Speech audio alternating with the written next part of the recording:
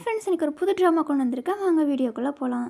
இப்போ அப்படி நம்ம ஹீரோயின் தூங்கி எழுந்துச்சி வந்துட்டு அவங்க அம்மா அப்பா ஃபோட்டோ பார்த்துட்டு சொல்லிட்டு இருக்கா, என்னோடய அம்மா அப்பா இறந்ததுக்கு அப்புறமா இந்த வீட்டில் வந்து வித்தியாசமாக நடந்துகிட்ருக்கு, என்னென்னே தெரியலன்னு சொல்லி பேசிட்டு வரும்போது ஹாலில் வந்து நிறைய குப்பை மாதிரி இருக்குது. பார்த்தா அந்த ஜாடி மேலே பிளட்டோட வந்து நிறைய துணியெல்லாம் இருக்குது. இதை பார்த்து நம்ம ஹீரோயின் பயந்துட்டா, தின ரத்தம் இவ்வளோ சூடாக இருக்குது, இதுக்கப்புறம் நீ இந்த குப்பையை போட்டுட்டு இருந்தீங்கன்னா நீ அவ்வளவுதான், நீ பார்த்து இருந்துக்கா அப்படின்னு சொல்லி அந்த ஜாடிக்கிட்ட வந்து பேசிகிட்டு இருக்கா. இப்போ அப்படியே பல ஆண்டுகளுக்கு பின்னாடி காமிக்கிறாங்க. நம்ம ஹீரோவோட நாட்டில் வந்து போர் போயிட்டுருக்கு. அவங்க நாட்டிலே வந்து பஞ்சம், தண்ணிக்கு சாப்பாட்டுக்கு எல்லாமே பஞ்சம். இப்போ பலமாக வந்து ஹீரோக்குமே வந்து அடிபட்டிருக்கு. அவனுக்கெல்லாம் வந்து மருந்தெல்லாம் போட்டுடுறாங்க. அந்த கட்டியிருந்த துணி வந்து ஜாடிக்குள்ளே போடுறாங்க. நம்ம ஹீரோன்கிட்ட இருக்க மாதிரியே ஹீரோ கிட்டே அந்த ஜாடி இருக்குது. இவங்க என்னென்ன ஜாடிக்குள்ளே போடுறாங்களோ அது எல்லாமே வந்து நம்ம ஹீரோனுக்குமே வருது. இதை பார்த்து நம்ம ஹீரோ வந்து பயங்கரமாக டென்ஷன் ஆகுறா. அங்கே இருக்க ஜாடிலேருந்து தண்ணி எடுத்து ஊற்றுறா. என்னடா தண்ணியை காணோம், இரு தண்ணி ஃபுல்லாக உனக்கு ஃபில் பண்ணிட்டேன்னா நீ எப்படி இதுலேருந்து வரேன்னு நானும் பார்க்குறேன்னு சொல்லிட்டு கிச்சன் ரூமில் போய் வச்சுட்டா. தண்ணியை ஓப்பன் பண்ணி விட்டுட்டு இப்போ அப்படியே ஹீரோவை காமிக்கிறாங்க. அரசே, நம்ம ஊரில் வந்து 2 லட்சம் பேருக்கு மேலே இருந்தோம், ஆனால் இப்போ சாப்பாடும் தண்ணி இல்லாமல் 20,000 பேர் இறந்துட்டாங்க. இப்படியே போயிட்டு இருந்துச்சுன்னா நம்ம நாட்டில் யாருமே இருக்க மாட்டாங்க ராஜா அப்படின்னு சொல்லி அங்கே இருக்கிற காவலாளி எல்லாருமே சொல்லிட்டு இருக்காங்க. இதே நினச்ச ராஜாவுமே வந்து ஃபீல் பண்ணிட்டு இருக்காரு நம்ம ஹீரோ. பக்கத்து நாட்டிலையுமே வந்து நம்ம வந்து உதவி கேட்க முடியாது, ஏன்னா அவங்க இப்போ வரைக்குமே நம்மளை வந்து கண்காணிச்சிட்டு இருக்காங்க. இதே ஒரு சாதகமாக பயன்படுத்தி நம்மளை எல்லாத்தையுமே அழிச்சிடுவாங்க. அரசு எதாவது யோசனை பண்ணுங்க, சீக்கிரம் முடிவெடுங்கன்னு சொல்லும்போது நானும் இதை யோசனை பண்ணிட்டு தான் இருக்கேன். இப்படியே என்னால் இந்த நாட்டையும் விட முடியாது, என்னால் முடியலன்னு சொல்லி கைவிட்டுட்டேன்னா இத்தனை வருஷம் கஷ்டப்பட்டதுக்கு அர்த்தமே இருக்காது. நீங்கள் எல்லாருமே நம்பிக்கையோடு இருங்கன்னு நம்ம ஹீரோ சொல்கிறேன். நீங்கள் சொன்ன மாதிரி இருக்க ராஜா அப்படின்னு அங்கே இருக்கிற காவலாளிகள் சொல்லிட்டு இருக்கும்போது அந்த ஜாடியிலேருந்து நிறைய தண்ணி வருது. நம்ம ஹீரோ வந்து பைப் வந்து ஓப்பன் பண்ணி விட்டா இல்லை, அதுலேருந்து நிறைய தண்ணி இங்கே வந்துட்டுருக்கு. இந்த தண்ணியை பார்த்தோட அங்கே இருக்கிற எல்லாத்துக்கும் பயங்கர ஹாப்பி. இதை குடிச்சிட்டு சொல்லிட்டு இருக்காங்க, தண்ணி வந்து நல்லா டேஸ்ட்டாக இருக்குது. அப்படி அங்கே இருக்கிற ஊர் மக்களுக்கு எல்லாத்துக்கும் கொண்டு போய் கொடுங்கன்னு ராஜா சொன்ன உடனேயும் எல்லாருமே எடுத்துகிட்டு போகிறாங்க. இப்போ அப்படியே நம்ம ஹீரோனுக்குமே கால் வருது. மேடம், உங்கள் இடத்துல ஏதாவது பிரச்சனையா, 100 டன்னுக்கு மேலே தண்ணி நீங்கள் யூஸ் பண்ணியிருக்கீங்க, இது 100 டன்னா அப்படின்னு சொல்லி டக்குன்னு ஞாபகம் வருது. அப்படியே ஓடி போய் பைப்பை வந்து ஆஃப் பண்ணுறா. அப்படியே இங்கிருந்து தண்ணி எங்கடா போச்சு, தண்ணியவே காணோம் அப்படின்னு சொல்லி யோசனை பண்ணிட்டு இருக்கா. நம்ம ஹீரோன் பேர் வந்து லின். இப்போ நம்ம ஹீரோன் என்ன பண்ணுறான்னா, அதில் இருக்கிற தண்ணி எப்படி மறைஞ்சு போயிருன்னு சொல்லி யோசனை பண்ணிட்டு இருந்தா இல்லையா, கிச்சன் ரூமில் இருக்க சாப்பாடு எல்லாமே எடுத்து அந்த ஜாடி மேலே வச்சோடனே மறைஞ்சு போயிடுச்சு. இதை பார்த்து அப்படியே ஷாக் ஆகிறா. இது எப்படி நடக்கும் அப்படின்னு சொல்லி இன்னுமே எடுத்து வச்சுட்டு இருக்கா. நம்ம ஹீரோ வந்து இங்கே அப்படி பண்ணிகிட்டு இருக்கா இல்லையா, அதே நேரத்தில் ஹீரோவை காமிக்கிறாங்க. அங்கே இருக்கிற காவலாளி எல்லாருமே சொல்லிட்டு இருக்காங்க, நேற்று வந்து தண்ணி வந்து பத்தாது, நேற்று நைட்டே நின்று போயிடுச்சு, ஆனால் இப்போ பயங்கரமாக பசியாகுதுன்னு சொல்லிட்டு இருக்கும்போது இப்போ அந்த இடத்துக்கு நம்ம ஹீரோனில் வச்ச எல்லாம் சாப்பாடு அதெல்லாம் வந்து அந்த இடத்துல வந்து விழுகுது. இதே பார்த்துட்டு அங்கே இருக்கிறவங்க எல்லாம் வந்து எடுத்து சாப்பிட்றாங்க. கடவுள் கொடுத்துருக்காங்கன்னு சொல்லி சாப்பிட்ருக்காங்க. ரொம்பவே நல்லா இருக்குது அப்படின்னு சொல்லி சாப்பிட்றாங்க. இப்போ ஒரு சத்தான சூப் மாதிரி ஒன்று செஞ்சு கொடுக்குறாங்க. அதை குடிச்சிட்டு அப்புறம் காவலாளிக்கு எல்லாருமே கேட்குறாங்க, நம்ம கடவுள்கிட்ட வேண்டிக்கிட்டோம்னா சாப்பாடு தண்ணி நமக்கு நிறைய கிடைக்கும்ல, நம்மளை போலயே மக்களை வந்து பசியில் இருக்காங்க, அதனால் கடவுளை என்ன நம்புவோம் அப்படின்னு சொல்லும்போது அதுக்கு ஹீரோ சொல்லிட்டு இருக்கான், இந்த சாப்பாடு தண்ணீரும் எங்கேருந்து வருதுன்னு எனக்கு தெரியல, இந்த சாப்பாடு தண்ணீர் வந்து கடவுள் தான் கொடுத்தாருன்னா அவருக்கு லெட்டர் ஒன்று எழுதணும்னு சொல்லி ஹீரோ வந்து கடவுளுக்கு லெட்டர் எழுதிட்டு இருக்காரு. யாருக்குன்னா நம்ம ஹீரோனுக்கு எழுதிட்டு இருக்காரு. அவருக்கு தெரியாதுல்ல இவங்க தான் ஹெல்ப் பண்ணுறாங்கன்னு. இப்போ அப்படியே கடவுளுக்கு லெட்டர் எழுதுறாரு. ஜான் குடும்பத்தை சேர்ந்த இராணுவத்தின் ஜெனரல் சாங் ஷெங், எங்களோட நாடு வந்து பஞ்சத்தில் இருக்குது, போதுமான சாப்பாடு தண்ணீர் இல்லாமல் வறண்டு போயிருக்கு, இதனால் வந்து நிறைய பேர் உயிர் இழந்துட்டுருக்காங்க, மக்களையும் விலங்கையும் வந்து நீங்கள் தான் காப்பாற்றணும், எங்கள் மேலே கொஞ்சம் கருணை காமிங்க அப்படின்னு சொல்லி லெட்டரில் எழுதிட்டு அந்த லெட்டரை வந்து எரித்து அந்த ஜாடிக்குள்ளே போடுறாங்க. இப்போ அப்படி நம்ம ஹீரோயினை காமிச்சா நம்ம ஹீரோ வந்து ஜாடியை பற்றி யோசனை பண்ணிகிட்ருக்கா. அப்படி பண்ணிகிட்டு இருக்கும்போது ஜாடியிலேருந்து புகை வருது. ஏன்னா ஹீரோ வந்து லெட்டரை எரிச்சு தானே போட்டால் அதனால் வந்து புகை வருது. அந்த லெட்டரை எரிஞ்சனால சின்ன ஒரு பாதி துண்டு தான் கிடச்சிது. அது ஹீரோயின் வந்து நம்ம ஹீரோயின் கரெக்டாக அதை பார்க்கல. நீ எதுக்கு நீ இப்போ டார்ச்சர் பண்ணிகிட்ருக்க, இந்த வீட்டை வந்து நீ குப்பையாக்கிட்டு இருக்க, என்னோட குடும்பத்தில் இருந்தவங்க வந்து நீ வந்து பொக்கிஷமாக பார்த்துட்டு இருந்தாங்க, அதுக்கு பதிலுக்கு நீ இதுதான் கொடுப்பியான்னு சொல்லி ஜாடிக்கிட்ட வந்து நம்ம வந்து சண்டை போட்டுட்டு இருக்கா. என்னோட இடத்தவே குப்பையாக்குறேன், நான் உன்னை நான் குப்பையாக்குறேன்னு சொல்லிட்டு ஃப்ரிட்ஜில் இருந்த கெட்டு போனது எல்லாத்தையுமே எடுத்து ஜாடிக்குள்ளேயே போட்டுட்ருக்கா. நல்ல பொருளையும் எடுத்து போடுறா. அது எல்லாத்தையுமே இங்கே இருக்கிற காவலாளிகள்லாம் வந்து சாப்பிட்ருக்காங்க. இதை எடுத்துகிட்டு போய் மக்களுக்கெல்லாம் கொஞ்சம் கொஞ்சமாக கொடுத்துட்ருக்காங்க. இதெல்லாம் பார்த்துட்டு ஹீரோ வந்து கடவுளுக்கு ஒரு லெட்டர் எழுதுறான். ரொம்பவே நன்றி கடவுளே, நீங்கள் எனக்கு இது கொடுத்ததே போதும், நீங்கள் உணவு தண்ணியெல்லாம் எங்களுக்கு கொடுத்தீங்கல்ல, இது 3 வேளைக்கு போதும் இங்கே இருக்கிற குடும்பத்தை எல்லாத்துக்குமே அப்படின்னு சொல்லி இப்போ லெட்டர் ஒன்று எழுதி இந்த டைம் வந்து எரிக்கா முள்ள போட்டுட்டான். அடடே நான் வர எரிக்கா முள்ள போட்டுட்டேனே அப்படின்னு சொல்லிட்டு இருக்கும்போது அந்த லெட்டர் அப்படியே நம்ம ஹீரோயின் கிட்டே வருது. நம்ம ஹீரோயின் அதை எடுத்து படிக்கலான்னு பார்க்கும்போது ஹீரோயினுக்கு வந்து யாரோ கால் பண்ணுறாங்க. இப்போ அப்படி நம்ம ஹீரோயின் வந்து ஒன்று யோசனை பண்ணிகிட்ருக்கா. அவங்க அம்மா அப்பா இறந்தப்போ இறுதி சடங்கு அன்னைக்கு நம்ம ஹீரோயின் போட்டு டார்ச்சர் பண்ணியிருக்காங்க. நீ சீக்கிரமாக கல்யாணம் பண்ணிக்கோ, உன்னோட சொத்து வந்து உன்னால் மட்டும் பார்த்துட்டு இருக்க முடியாதுல்ல, நாங்களும் உனக்கு சப்போர்ட் பண்ணுவோம் அப்படின்னு சொல்லி ஒரு மாதிரி பேசியிருக்காங்க. நம்ம ஹீரோயின் வந்து யாருமே பார்த்துக்க மாட்டாங்க, சொத்துக்காக தான் வந்து எல்லாருமே பேசிகிட்டு இருந்திருக்காங்க. அதை நினச்சி நம்ம ஹீரோயின் வந்து அழுதுட்டுருக்கா.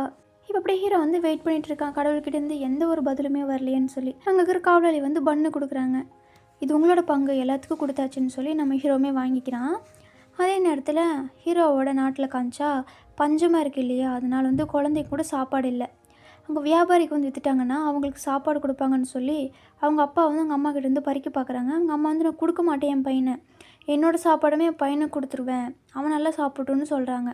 இங்கே அப்படி கொடுத்துருக்கும்போது அந்த இடத்துக்கு ராஜா வந்துட்டாங்க. ராஜா வந்து அந்த குட்டி பையனோட அப்பாவை அடிச்சிட்டாங்க. எதுக்கு இந்த மாதிரிலாம் பண்ணிகிட்டு இருக்க குழந்தைய அப்படின்னு சொல்லும்போது, என்ன ராஜா பண்ணுறது, பஞ்சமாக இருக்கே அப்படிங்கிறாங்க.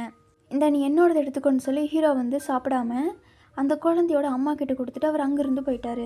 இவ அப்படியே ஹீரோ அங்கே போயிட்டுருக்கும்போது இன்னொரு பாட்டியோட வந்து சொல்லிட்டு இருக்காங்க, என்னோடய பேத்தியை கொஞ்சம் காப்பாற்றுங்க, நீங்கள் தான் அவளை பார்த்துக்கணும் அப்படின்னு சொல்லிட்டு இருக்கும்போது, இவ்வளோ கஷ்டத்தில் எப்படி உங்களோட பேத்தியை நீங்கள் வளர்த்தீங்க அப்படின்னு சொல்லும்போது கையை காமிக்கிறாங்க. பார்த்து அவங்களோட பிளட்டு கொடுத்து தான் அவங்களோட பேத்தியை வந்து வளர்த்திருக்காங்க. இதை பார்த்து ராஜாவுக்கு ரொம்பவே கஷ்டமாக போச்சு. இப்படி திரும்பி வந்து நம்ம கடவுளுக்கு ஒரு லெட்டர் ஒன்று எழுதுகிறாங்க. அதாவது நம்ம ஹீரோயினுக்கு, கடவுளோட ஊர் மக்களை காப்பாற்றுங்க, பெரியவங்கலேருந்து சின்னவங்க வரைக்குமே வந்து பசியோடு இருக்காங்க, எங்களுக்கு தயவு செஞ்சு உதவி செய்யுங்கன்னு சொல்லி லெட்டர் எழுதி அந்த ஜாடிக்குள்ளே போட்டாச்சு. லெட்டர் வந்துச்சுல, அதை பார்த்து நம்ம ஹீரோயின் ஷாக் ஆகிட்டா. அப்படியே வந்து பழங்காலத்தோட வந்து கனெக்ட் ஆகியிருக்கா. சரி லெட்டர் படிப்பேன்னு சொல்லிட்டு லெட்டர் படிக்க ஆரம்பிக்கிறா. பல வருஷத்துக்கு முன்னாடி வஜ்ரவம்சம் வந்து போராணத்தை வச்சுருந்தாங்க. 3 லட்சத்துக்கு மேலே வந்து போராளிகள் இருந்தாங்க. ஆனால் இப்போது 20,000 பேர் மட்டும்தான் இருக்காங்க. 2 லட்சத்துக்கு மேலே இருந்தவங்க வந்து கொஞ்சம் கொஞ்சமாக இறக்குறக்க ஆரம்பிச்சிட்டாங்க. 80,000த்துக்கு மேலே இருக்கிறவங்க வந்து போராடிட்டு இருந்தாங்க உயிருக்கு. பெற்றவங்களே வந்து பசங்க சாவுக்கு வந்து காரணமாக இருந்தாங்க. அவங்களோட தாத்தா பாட்டி தான் வந்து பேர பசங்களை வந்து வளர்த்துருக்காங்கன்னு அந்த லெட்டரில் எழுதியிருக்கு. இதெல்லாம் பார்க்கும்போது ஹீரோயின் பயங்கர ஷாக் ஆகுறா. அந்த காலத்து ஆளுகே இப்போ யாருமே கிடையாது. அந்த வஜ்ர வம்சத்தோட 3வது தலைமுறை எங்கேருந்து வந்துச்சு? ஆனால் வரலாறு படி பார்த்தா அப்படி ஒரு வம்சமே இல்லையே. சரி நம்மளும் லெட்டர் எழுதுன்னு சொல்லி நம்ம ஹீரோயின்மே ஒன்று எழுதி அப்படியே ஜாடிக்குள்ளே போடுறா. இதே வந்து நம்ம ஹீரோ படிச்சுட்டு இருக்கான். இப்போ அந்த லெட்டரில் என்ன இருக்குன்னா, நான் வந்து கடவுள் கிடையாது, என்னோடய பேர் வந்து யான், என்னோடய இடத்துல வந்து பல ரத்த கரைகளோட பேண்டேஜும் அதே மாதிரி ஆயுதங்களுமே இருக்குது. இந்த பொருள் எல்லாமே உங்களோடது தான். 1 லட்சத்துக்கு மேலே இருக்கிறவங்களுக்கெல்லாம் வந்து நான் இப்போ உதவி பண்ணணும். அப்புறம் சண்டை போகிறதுக்கு நான் விரும்பலை. எங்களோட நகரத்தை காப்பாற்றுறதுக்கு வந்து நிறைய தண்ணியும் உணவுமே வந்து தேவைப்படுது. இதை நீங்களுமே உதவி பண்ணுவீங்க நம்புகிறேன். இது எல்லாமே வந்து மக்களுக்காக தான் சொல்லி நம்ம ஹீரோயின் லெட்டர் எழுதி ஹீரோக்கு அனுப்பிச்சாச்சு இல்லையா. அதை அப்படியே ஹீரோ வந்து படிச்சுட்டு இருக்கான். இதெல்லாம் நம்பவே முடியல, இது கடவுள் தான் வந்து அனுப்பிச்சி வச்சுருக்காங்க தூதா, அப்படின்னா நான் கண்டிப்பாக உங்களுக்கு நான் உதவி பண்ணுவேன். இப்போ ஹீரோ எழுதுறக்க ஆரம்பிச்சிட்டான். இன்னும் கொஞ்ச நாளில் வந்து தண்ணி உணவு எல்லாமே உங்களுக்கு வந்து சேர்ந்துடும். இந்த மோசமான நிலையை வந்து மாற்றுறதுக்கு நான் கண்டிப்பாக உறுதுணையாக இருப்பேன்னு நம்ம ஹீரோ சொல்கிறான். அப்படியே நம்ம ஹீரோ வந்து அந்த உலகத்துக்கு அனுப்புறதுக்காக 10,000 வந்து நூடுல்ஸ் பாக்ஸும் அதே மாதிரி பண்ணுமே வந்து ஆர்டர் பண்ணுறா. நான் ஏன் யாருக்கும் தெரியாதவங்களுக்கெல்லாம் ஆர்டர் பண்ணுறவங்க யாருன்னே எனக்கு தெரியாது, இவ்வளோ காசு செலவு பண்ணுறேன்னு சொல்லி ஹீரோயின் ஒரு பக்கம் புலம்பிகிட்டு இருக்கா. ஆனால் இதுக்கப்புறம் எங்கிட்ட எந்த காசும் கிடையாதே அப்படின்னு சொல்லி கொண்டு இருக்கும்போது ஹீரோ அங்கேருந்து தங்கம் வைரம் அப்புறம் அந்த செயின் எல்லாம் இருக்கலாம், முத்து செயின், இது எல்லாமே வந்து அனுப்பிச்சிட்ருக்கான். இதெல்லாம் வந்து பார்க்கும்போது நம்ம ஹீரோயின் பயங்கர ஷாக்காக இருக்குது. இது எல்லாமே உண்மைதானா, நான் உங்களுக்கு உதவி செய்யணும், எனக்கு உதவி செய்ய ரொம்ப பிடிச்சிருக்கு அப்படின்னு சொல்லி கத்திட்டு இருக்கா. இது எல்லாத்தையும் எடுத்துகிட்டு போகிறேன், அந்த பழங்கால கடை இருக்கு இல்லையா அங்கே எடுத்துகிட்டு போகிறா. இதே பார்த்து இந்த கடைக்காரமே சொல்லிட்டு இருக்காங்க, இது வந்து அந்த காலத்து ராஜா ஒயின் குடிக்கிறது, இதை நான் ரொம்ப நாளாக தேடிட்டு இருந்தேன், இது வந்து நிறைய பேர்த்துக்கு கண்ணு கிடச்சுன்னா உங்கள்கிட்ட கேட்காமையே வந்து எடுத்துகிட்டு போயிடுவாங்க, இதுக்கு எவ்வளோ ப்ரைஸ் கொடுப்பீங்க அப்படின்னு சொல்லி கேட்கும்போது 2 கோடி அப்படிங்கிறாங்க. இது 2 கோடியா அப்படின்னு சொல்லி ஹீரோயின் ஒரு பக்கம் வந்து ஷாக்காக இருக்கா.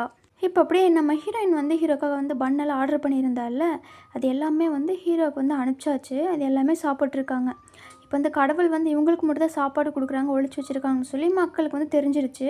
ஆனால் அவங்க வந்து யாரும் ஒழிச்சு வைக்கல, கம்மியாக தான் கொடுத்துருக்காங்க. இப்போ மக்களுக்காக தான் வந்து நம்ம ஹீரோயினுமே வந்து எல்லாம் அனுப்பிச்சிருக்கா. இதே தெரிஞ்சுட்டு அங்கே மக்கள் எல்லாருமே வந்து சத்தம் போட்டுட்ருக்காங்க. இந்த சத்தத்தை கேட்ட உடனேயும் ஹீரோ வெளியே வரான். இதையை பார்த்துட்டு அங்கே கூட சொல்லிட்டு இருக்காங்க, ராஜா வந்துட்டாங்க கேளுங்க, சில பேருக்கு மட்டும் ராஜா வந்து உணவு கொடுத்துருக்காங்க, நமக்கு கொடுக்கவே இல்லை, பதுக்கி வச்சு இந்த தானியத்தெல்லாம் எங்களுக்கு கொடுங்க அப்படின்னு சொல்லி கேட்கும்போது, நான் எங்கே பதுக்கி வச்சேன், எங்ககிட்ட தானியம் எதுவும் இல்லையே, அப்புறம் இதெல்லாம் ஏது, நீங்கள் சில பேருக்கு மட்டும் கருணை காமிக்கிறீங்க, எங்களுக்கு உணவு வேணும் அப்படின்னு சொல்லி மக்கள் எல்லாருமே கேட்டுட்ருக்காங்க. இப்போ நம்ம ஹீரோயின் கொடுத்த பொருள் வாங்கினாங்களே அவங்ககிட்ட வந்து கேட்குறாங்க, இப்போ அந்த ராஜ்யத்தை சேர்ந்தவங்க யார் இப்போ உயிரோடு இல்லையா? இருக்காங்க, ஒரே ஒரு ஆள் இருக்காங்க, ஆனால் அவர் இப்போ வந்து அவரோட சொந்த ராஜ்யத்தில் இல்லை, வேற ஒரு ராஜ்யத்தில் இருக்கார், அது வந்து ஒரு போராளியா, அவரோட பேர் என்ன அப்படின்னு சொல்லி நம்ம ஹீரோயின் கேட்குறா. அவரோட பேர் வந்து ஜான் ஜீவோ அப்படிங்கிறாங்க. பார்த்தா அது நம்ம ஹீரோவோட பேர், அப்போனா அவர் இன்னும் உயிரோடு தான் இருக்காரா? அப்படியெல்லாம் இல்லை, அந்த நாடோவில் அவருமே இறந்துட்டாரு. உண்மை திறமைசாலி, எல்லாமே வந்து அவரோட கட்டுப்பாட்டில் வச்சுருந்தாரு. அப்படின்னா அவர் இறந்துட்டாரு. நான் வந்து பல வருஷத்துக்கு முன்னாடி இருக்கிற அந்த ராஜா கிட்ட வந்து நான் பேசிகிட்டு இருக்கேன் அப்படின்னு சொல்லி நம்ம ஹீரோயின் யோசனை பண்ணிகிட்ருக்கா.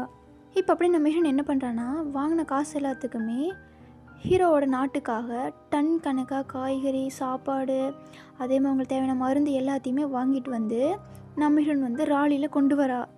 நம்ம நாட்டை காப்பாற்ற போகிறோம் அப்படின்னு சொல்லிட்டு நம்ம ஹீரோயின் வந்து குஷியாக இருக்கா.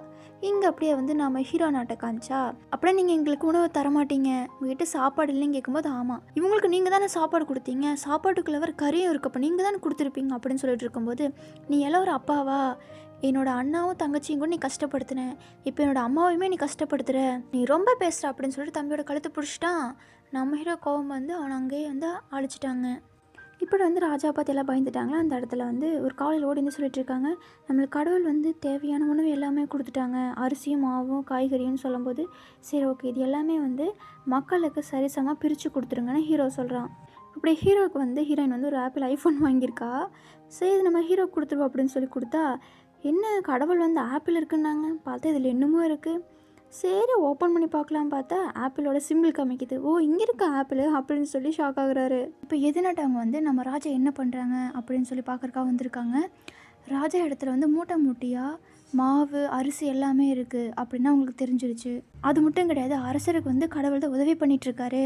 எது கடவுள் உதவி பண்ணுறாரு, நீ அதை பார்த்தியான்னு கேட்கும்போது ஆமாம் அப்படிங்கிறாங்க. இப்படி நம்ம ஹீரோன் அனுப்பிச்சிச்சு எல்லாத்தையுமே பார்க்குறாங்க.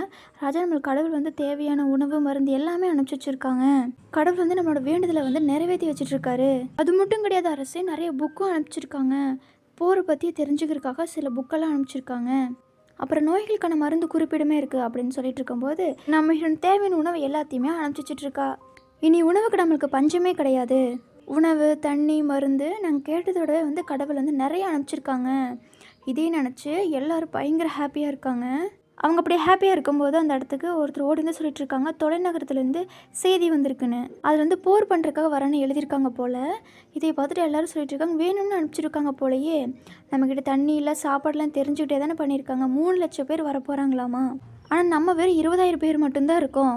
இவ்வளோ பேர் வச்சு நம்ம எப்படி சமாளிக்க முடியும், அந்த போரில் நம்மளால் எப்படி ஜெயிக்க முடியும், இன்றைக்கி ராத்திரி எப்படியாச்சு இந்த போரில் எல்லாத்தையுமே நம்ம மறைச்சி வச்சு ஆகணும்னு நம்ம ஹீரோ வந்து சொல்கிறேன். ஏன்னா இருக்குன்னு தெரிஞ்சிருச்சுன்னா அவங்க வந்து இந்த ஜாடியும் இங்கே இருக்கிற பொருள் எல்லாத்தையும் எடுத்துகிட்டு போயிடுவாங்க அப்படின்னு சொல்லி பேசிகிட்டு இருக்காங்க. கட் பண்ணி நம்ம ஹீரோயின் காமிக்கிறாங்க, எனக்கு தேவையானது எல்லாமே அனுப்பிச்சாச்சு, இதுக்கு மேலே ஏதாச்சும் வேணும்னா சொல்லுங்கன்னு சொல்லி நம்ம ஹீரோயின் லெட்டர் எழுதி அனுப்பிச்சிருக்கா. அதுக்கு நம்ம ஹீரோ பதில் அனுப்பிச்சிட்ருக்கா, நீங்கள் அனுப்பிச்ச வரைக்குமே எங்களுக்கு போதும், ரொம்பவே நன்றி அப்படிங்கிறாங்க. அது எப்படி உங்களுக்கு பத்தும், 20,000 பேர் இருக்குன்னு சொல்கிறீங்க, நான் கம்மியாக தான் அனுப்பிச்சிருக்கேன், நீங்கள் நல்லா சாப்பிட்டா தான் போரில் வந்து ஜெயிக்க முடியும் அப்படின்னு நம்ம ஹீரோயின் சொல்ல, இல்லை நாங்கள் 2 வேளை சாப்பிட்டு ஒரு வேளை வந்து பட்னியாக இருக்கலான் இருக்கோம், 3 வேளை சாப்பிட்டா தான் உங்களுக்கு தெம்பு கிடைக்கும், போர்லேயே சண்டை போட முடியும்னு நம்ம ஹீரோயின் சொல்கிறா. இப்போ அந்த இடத்துல அந்த காவலாளிகள் வந்து கடவுள் என்ன எழுதி கொடுத்தாங்க இன்றைக்கி அப்படின்னு சொல்லி கேட்கும்போது லெட்டர் வாங்கி படிச்சுட்டு, கடவுள் இப்படியே நம்மளுக்கு ஹெல்ப் பண்ணுறாங்களா, அப்போ நமக்கு வந்து நல்லா சாப்பிட சொல்கிறாங்க, நமக்கு இன்னுமே அனுப்பிச்சி வைப்பாங்க அப்படின்னு சொல்லிட்டு கடவுளை ரொம்பவே நன்றி நன்றி அப்படின்னு சொல்லி பயங்கர சந்தோஷத்தோடு சொல்லிட்டு இருக்காங்க. இவங்க அப்படியே ஹாப்பியாக இருக்கும்போது காவலர்லேருந்து சொல்லிட்டு இருக்காங்க, நம்மளோட பொருள் எல்லாமே வந்து திருடிட்டாங்க அப்படிங்கிறாங்க. இதை கேட்ட உடனே ஹீரோ ஓடி போய் பார்க்குறாங்க, அங்கே இருக்கிற மக்கள் தான் வந்து எடுத்திருப்பாங்க போல். அங்கே இருக்கிற காவலாளிகள் மக்கள் வந்து தாக்க போகும்போது ஹீரோ வந்து தடுக்கிறான், விடுங்க அவங்க சாப்பிட்டு போகிறாங்க, அவங்ககிட்ட வந்து தெம்பே இல்லை சாப்பிட்டுன்னு அப்படின்னு சொல்கிறா. இதில் யார் ஏற்பாடு பண்ண பிளான்னா எதிர்நாட்டவங்க தான் வந்து மக்களை தூண்டி விட்டுருக்காங்க. அதனால தான் அவங்க இந்த மாதிரி பண்ணியிருக்காங்க. இவங்கெல்லாம் வந்து ஓரத்தில் தான் பார்த்துட்ருக்காங்க. மக்கள் எல்லாருமே அந்த ராஜா பக்கத்தில் இருக்காங்க, அவருக்கு வந்து கடவுள் உதவி பண்ணிகிட்ருக்காங்க, நம்மளால் எதுவுமே பண்ண முடியாதுன்னு சொல்லும்போது அவனோட தம்பி வந்து சொல்லிகிட்ருக்கான், கடவுள் துணையாக இருந்தால் என்ன, நம்மளால் வியாபாரமே பண்ண முடியாது அப்படின்னு சொல்லும்போது, ஓ அப்போ வந்து நீ உலகாலேயே வந்தது வியாபாரம் பண்ணுறதுக்காக தான், பணம் சம்பாதிக்கும்போது ஆமாம் அப்படின்னு சொல்லி பார்த்தா அவனோட அண்ணனையே வந்து நிறையா காவலாளிகள் சுற்றி வளைச்சிட்டாங்க. நான் ஒரு வியாபாரி தான், உன்னை நான் வந்து யூஸ் பண்ணிக்கிட்டேன், வேறு ஒன்றும் கிடையாது அப்படின்னு தம்பிக்காரன் சொல்லிட்டு இவங்க அண்ணனுக்கு பயங்கர ஷாக்கு. அப்படியே ராஜா வந்த உடனேயும் ராஜாக்காக நம்ம மக்கள் எல்லாருமே எங்களோட உயிரை காப்பாற்றினீங்க, அதுக்காக எங்களோட பொருளை வச்சுக்கோங்கன்னு சொல்லி ஹீரோ கிட்டே கொடுக்குறாங்க. அதுக்கு பதிலாக ஹீரோ என்ன பண்ணுறான், ஹீரோயினுக்கு லெட்டர் எழுதுறான், மக்கள் வந்து அவங்களோட உயிரை காப்பாற்றினதுக்காக எனக்கு ஒரு பொருள் ஒன்று கொடுத்தாங்க, அது நீங்கள் உங்களோட உயிரவே காப்பாற்றினீங்க, இந்த பொருளெல்லாம் வந்து உங்களுக்கு தான் சேரணும்னு சொல்லி நம்ம ஹீரோயினுக்கு அனுப்பிச்சி வச்சுட்டான். நீங்கள் எங்களுக்கு உதவி பண்ணுற வந்து எப்படியோ மக்களுக்கு எல்லாமே பரவிடுச்சு, இது எதிர்நாட்டுக்கு மட்டும் தெரிஞ்சிச்சுன்னா எங்களை தாக்குறதுக்கு வந்து முயற்சி பண்ணுவாங்க, எங்ககிட்ட வந்து 20,000 பேர் மட்டும்தான் இருக்காங்க, 3 லட்சம் பேர் தான், எங்களால் வந்து எப்படி எதிர்க்க முடியும், அதுக்கு ஏதாச்சும் ஹெல்ப் பண்ணுங்கன்னு சொல்லி ஹீரோ எழுதியிருக்கான். உங்களுக்கு வந்து ஆயுதம் தானே முக்கியம், ஹீரோக்கு ஆயுதம் மட்டும் அவங்ககிட்ட கொடுத்துட்டோம்னா அவங்க வந்து எல்லாத்தையுமே வந்து தாக்கிடலாம் ஈஸியாக நம்ம ஹீரோ நினச்சிட்ருக்கா. இப்போ என்ன பண்ணுறானே, ஹீரோ கொடுத்த பொருள் எல்லாமே மறுபடியுமே அந்த பழங்கால பொருள் வச்சுட்ருப்பாங்க இல்லையா, அவங்ககிட்ட கொடுத்துட்டு காசெல்லாம் வாங்கிட்டு வந்துட்டா. வாங்கிட்டு அங்கேருந்து போகும்போது இந்த பழங்கால பொருள் வச்சுருக்க நிறைய பேர் இருப்பாங்க இல்லையா கடைக்காரங்க, அவங்க வந்து நம்ம ஹீரோனை தேடி வந்திருக்காங்க. இப்போ அந்த இடத்துக்கு ஹீரோனோட சொந்தக்காரங்க வந்திருக்காங்க. நீ என்ன உன்னோட அப்பாவோட பொருள் எல்லாமே வந்து விற்றுட்ருக்க? நான் என்னோடய அப்பா பொருளை தானே விற்றேன், உங்களுக்கு என்ன வந்துச்சுன்னு சொல்லி நான் மெஹீரனோட கசங்கிட்ட வந்து பேசிகிட்டு இருக்காங்க. அவங்க வந்து நம்ம மெஹீரனை வந்து அடிக்க வரும்போது இப்போ அந்த இடத்துக்கு நம்ம மெஹீரன் காப்பாற்றுக்கு வந்துட்டாங்க. யாருன்னா அந்த பழங்கால பொருள் வச்சுருப்பாங்க இல்லையா அவங்களாம். இவங்க என்னடா இங்கெல்லாம் பண்ணிகிட்ருக்காங்க, ஆமாம் நீ கொஞ்சம் வா, நிறைய பேர் இருக்காங்க, நம்மளை தாக்கிடுவாங்கன்னு சொல்லிட்டு அந்த பையன் அவங்க அம்மா கூப்பிட்டு இந்த சைடு வந்துட்டான். அந்த கசின், இந்த எங்களோட கார்டு வச்சுக்கங்க, நீங்கள் ஒரு திரைக்கிட்டே வந்து ஏன் இந்த பொருளெல்லாம் கொடுக்கணும் அப்படின்னு சொல்லும்போது, ஓ அதுதான் விஷயமா, அப்படின்னா உங்ககிட்ட எல்லாத்துக்கிட்டே கொடுத்தனா எனக்கு காசு நிறைய கிடைக்கும், நம்ம இன்னொரு பக்கம் யோசனை பண்ணிகிட்ருக்கா. இப்போ அப்படியே ஹீரோ வந்து சொல்லியிருப்பான், போர் வீரர்களாக வருவாங்க, அதுக்கு நாங்கள் வந்து மதில் சேவர் கட்டணும் அப்படின்னு சொல்லி. அதுக்கு நம்ம என்ன பண்ணியிருப்பா, சிமெண்ட்டு தான் வேணும், சிமெண்ட் இருந்தால் போதும் கட்டிக்கலாம் அப்படின்றப்பா. அது எப்படி கட்டணும்னு சொல்லி ஒரு ஐபேடில் வந்து வீடியோ எடுத்து அனுப்பிச்சிருக்கா, இதை பார்த்து தெரிஞ்சுக்கோங்கன்னு. அதை வந்து ஹீரோ வந்து பார்த்துட்ருக்கான். அங்கே இருக்கிற காவலாளிகளுமே வந்து இதை பார்த்துட்ருக்காங்க. அதே மாதிரி ஹீரோ வந்து ஒரு லெட்டர் எழுதியிருப்பா, நீங்கள் உங்களோட ஃபோட்டோ அனுப்பிச்சுடுங்க, எப்படி இருக்குன்னு நான் பார்க்கணும் அப்படின்னு சொல்லும்போது ஃபோட்டோ எடுக்கிறதுக்கு எப்படின்னு சொல்லி கொடுத்துருப்பா. அதே மாதிரி அந்த காவலாளிகளையுமே ஃபோட்டோலாம் எடுத்துகிட்டு அந்த ஐபேடை வந்து நம்ம ஹீரோனுக்கு அனுப்பிச்சிட்டாங்க. இவங்களை பார்த்து நம்ம வந்து சிரிச்சிட்ருக்கா, பழைய துணியாக இருக்கே, இவங்களை நம்ம புதுசாக எதாவது வாங்கணும் அப்படின்னு சொல்லி இவங்க ட்ரெஸ் எல்லாமே வந்து அரேஞ்ச் பண்ணிகிட்ருக்கா. இவங்களுக்கு வேணுங்கிற ஆயுதத்தை எல்லாத்தையுமே அரேஞ்ச் பண்ணி நம்ம ஹீரோ வந்து அனுப்பிச்சிட்டா. அப்படி இந்த உளவாளி இருந்தாங்க இல்லையா, அவங்க 2 பேர்த்தையுமே கூட்டிகிட்டு வராங்க. இதை பார்த்துட்டு ஹீரோ கேட்குறா, யார் உங்களை தாக்குனது? எங்க கூட ஒருத்தர் இருந்தான், அவன் தான் எங்களை எல்லாத்தையுமே வந்து தாக்கிட்டான், உங்கள்கிட்ட இருக்கிற பொருள் எல்லாமே திருடிட்டு இந்த நாட்டை வந்து பஞ்சத்தில் இருக்க விடணும்னு சொல்லிட்டு இருக்கான். ஏதோ இந்த பொருளை திருடுக்குன்னே ஒரு திருக்கானா, அப்போ இதுக்கப்புறமா நம்ம பாதுகாப்பாக வச்சுக்கணும்னு சொல்லி ஹீரோ முடிவெடுக்கிறான். இப்போ அந்த உளவாளிகள் எங்கே இருப்பாங்கன்னு தெரிஞ்சிச்சு ஹீரோக்கு. ஒரு குகையை தாண்டி போயிட்டுருக்கான். இங்கே இருக்கிறவங்க 2 பேர்த்து தாக்கிட்டாங்க. இவங்களை பார்த்த உடனேயும் அந்த உளவாளி வந்து சீக்கிரம் குகையை மூடுங்கன்னு சொன்ன உடனேயும் அந்த வலிவே அடிச்சிட்டாங்க. இப்போ அப்படி ஹீரோ பார்த்த உடனே காவலாளி வந்து சொல்லிட்டு இருக்காங்க, அரசே இங்கே இருக்கிற திருடங்க எல்லாருமே இந்த அரண்மனையை சுற்றிட்டாங்க, அதே மாதிரி நம்ம தாக்கறதுக்காக படை எடுத்துகிட்டு வந்துட்டு இருக்காங்களாமா, ஊர் எல்லையில் இருக்காங்க அப்படின்னு சொல்கிறாங்க. நாங்கள் எல்லாத்துக்குமே தயாராக தான் இருக்கோன்னு அந்த காவலாளிகள் வந்து சொல்லிட்டு இருக்காங்க. இங்கே பாருங்கள், தேவையான ஆளுகளை கூப்பிட்டு அரண்மனைக்கு பின்னாடி இருக்கிற ரகசிய வழிக்கு வந்துருங்கன்னு சொன்ன உடனேயும் அங்கேருந்து கிளம்பிட்டாங்க.